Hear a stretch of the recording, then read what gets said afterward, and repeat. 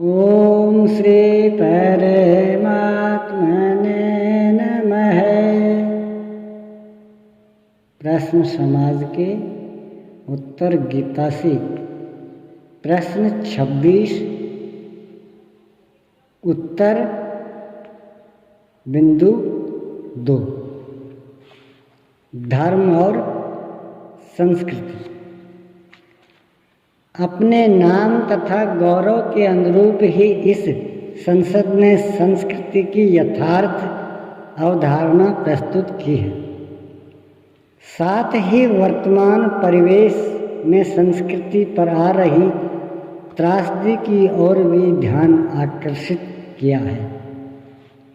वस्तुतः धर्म, साहित्य, कला, विज्ञान, संगीत इत्यादि क्षेत्रों में युगों की उपलब्धियां संस्कृति के अंतर्गत आती हैं, किंतु धर्म निस्संदेह संस्कृति का प्राण है। इस धर्म की अवधारणा धूमिल होने से ही संस्कृति में विकृति आ रही है। सह का अर्थ है वह परमात्मा। यही उद्दालक ऋषि ने अपने पुत्र श्वेत केतु को समझाया।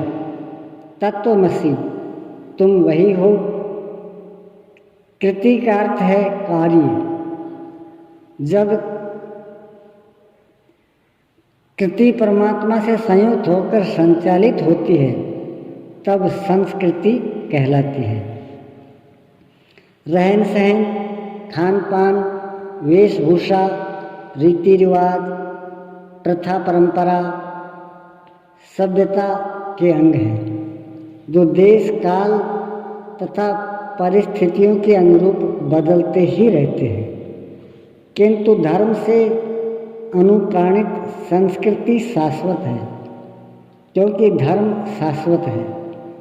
इसलिए धर्म विहीन संस्कृति केवल बाह्य आचरण और सभ्यता में सिमटकर विकृत हो रही है।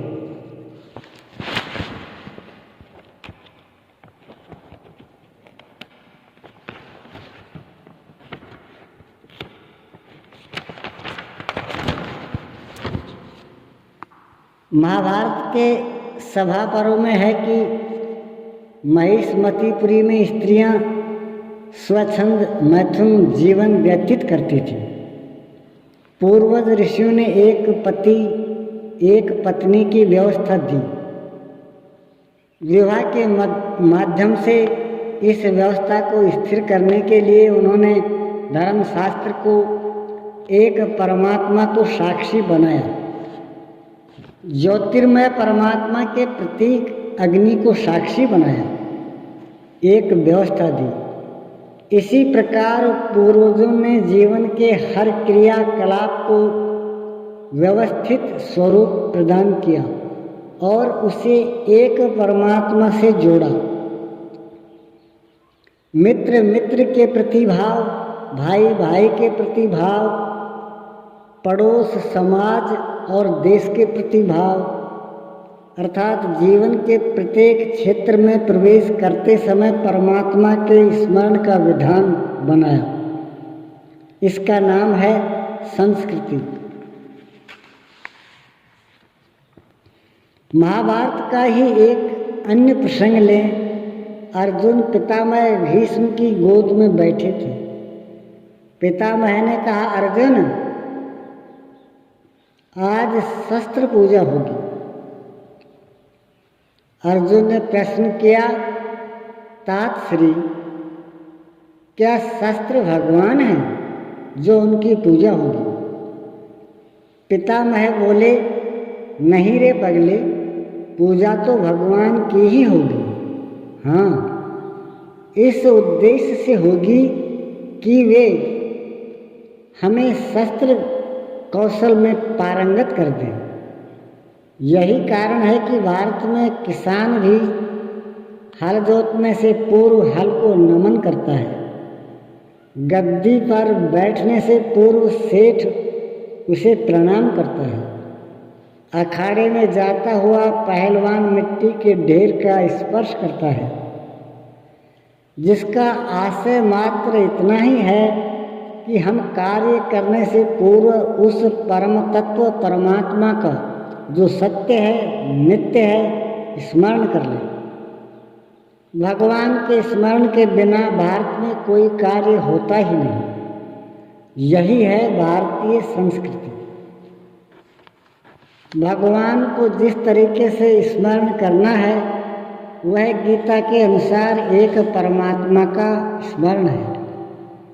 किंतु जब से स्मृतियों की धांधली आई तब से लोग भूत भवानी, असंख्य देवी देवता, पता नहीं किस किस का स्मरण करने लगे।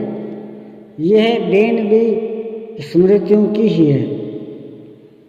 संस्कृति को भी यदि सुधारना है तो आपको एक शास्त्र, एक सत्य देना ही होगा। यह तथ्य सुविदित है कि हर स्टेट का अलग अलग देवता है। उदाहरण के लिए चित्तौड़ के देवता एक लिंग जी, जोधपुर की चामुंडा देवी, बीकानेर की करनी देवी, गैरवार क्षत्रियों की गड़बड़ा देवी। इन अनंत देवी देवताओं में भटका हुआ भारत, इन सब की जड़ में स्मृतियां हैं। स्मृतियों में लिखा है कि देवताओं की पूजा करें। ब्राह्मण चाहे तो देवताओं को घटा सकता है, बढ़ा सकता है, अर्थात देवता काल्पनिक है, इसलिए ब्राह्मण सर्वोपरि देवता है।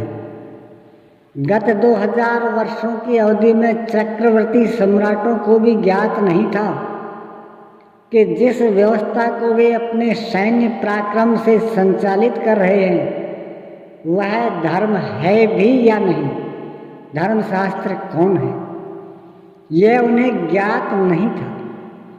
उन्हें ही क्यों, अधिकांश ब्राह्मणों को भी ज्ञात नहीं था कि धर्मशास्त्र कौन है। स्मृतियों में निर्देश है कि जो गर्भाधान से अंत्येष्टि संस्कार तक का मंत्र जानता हो उसे ही यह स्मृति दिखाएं, अन्यथा नहीं।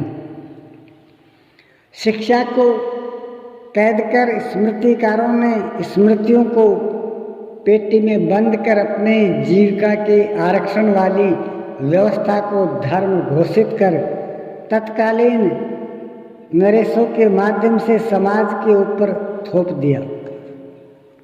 आज शिक्षा उन्मुक्त होते ही स्मृतियां जनसाधारण को सुलभ हो गई। ये निःशुल्क बांटी जा रही है। इन स्मृतियों के होते हुए आप एक शाश्वत संस्कृति देने में सफल होंगे, इसमें संदेह है। इसलिए इन स्मृतियों के संदर्भ में जन जन को बताना होगा कि आई कहाँ से और इनका औचित्य क्या है। संस्कृति में आ रही विकृतियों इन्हीं स्मृतियों की देन है। विकृतियों के कारणों को पहचान कर उनके स्थान पर सर्वमान्य शास्त्र गीता को पुनर्प्रतिष्ठित करने से ही सांस्कृतिक विकृतियों का निराकरण संभव है। यही गीता आदि मनुस्मृति है। ओम श्री सद्गुरुदेव भगवान की जय।